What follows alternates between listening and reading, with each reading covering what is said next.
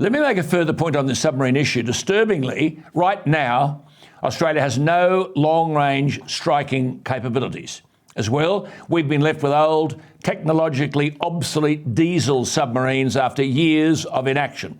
In fact, when I interviewed Greg Sheridan last year, the foreign editor of the Australian newspaper, who writes with great clarity on issues of national security, Greg argued, quote, "Of all nations in the Western Alliance, we are long-term amongst the most vulnerable and the least prepared." And he went on, I quote, "Not one of our services, Navy, Air Force or Army, has any strategic strike power.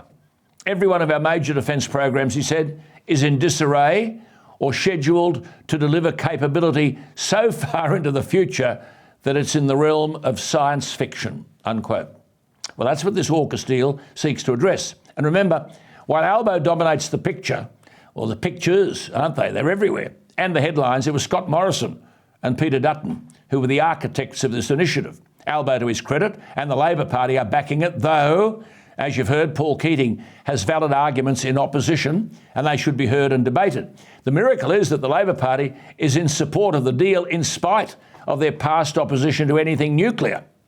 Nonetheless, as things stand today, we have no way of protecting the critical shipping routes to our north on which we rely for practically everything from fuel to fertiliser to steel to pharmaceuticals, even to paper.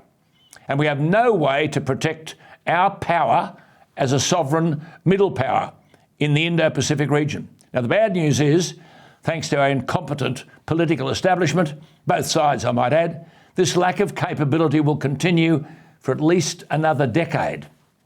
Under this new Orchest submarine deal signed on Monday, Australia won't get its first Virginia-class submarine until, if you're lucky, 2033, meaning we're virtually defenceless for another decade or relying on clapped-out Collins-class submarines.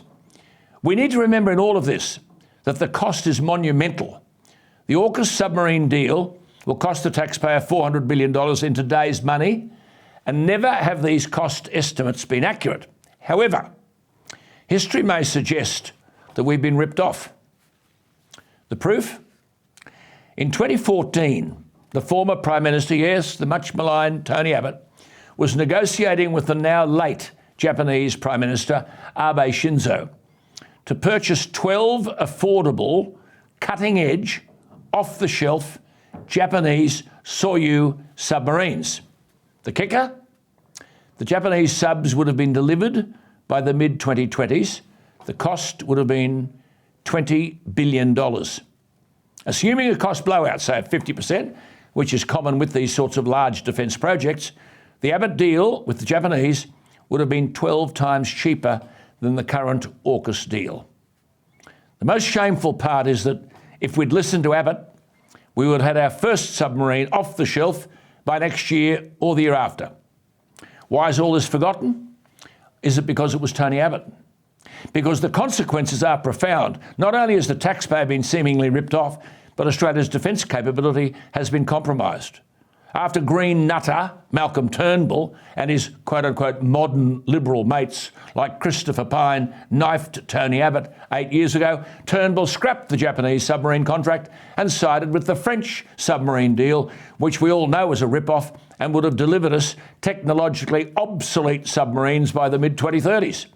The Liberal Party then ummed and ahed for 5.5 years until Scott Morrison sensibly cancelled the French deal and signed AUKUS with the intention of acquiring American nuclear submarines by the mid-2030s. All this endorsed by the Labor Party. They take the credit. Morrison and Dutton did the work. But if we'd listened to Tony Abbott, we would have had brand new, cutting-edge Japanese submarines 10 years earlier than what we can expect now. We would have closer ties with our Japanese allies, who have as much to lose as Australia if China made a move in the Indo-Pacific. The taxpayer would have been saved $300 billion. Oh dear. I suppose there is a silver lining to all this. Although it will cost us more, at least we're getting American nuclear subs instead of Turnbull's French diesel submarines, which then would have had to be converted to nuclear. Never, ever done before. So it's an important deal here, this AUKUS deal, but remember, it's only signed paper.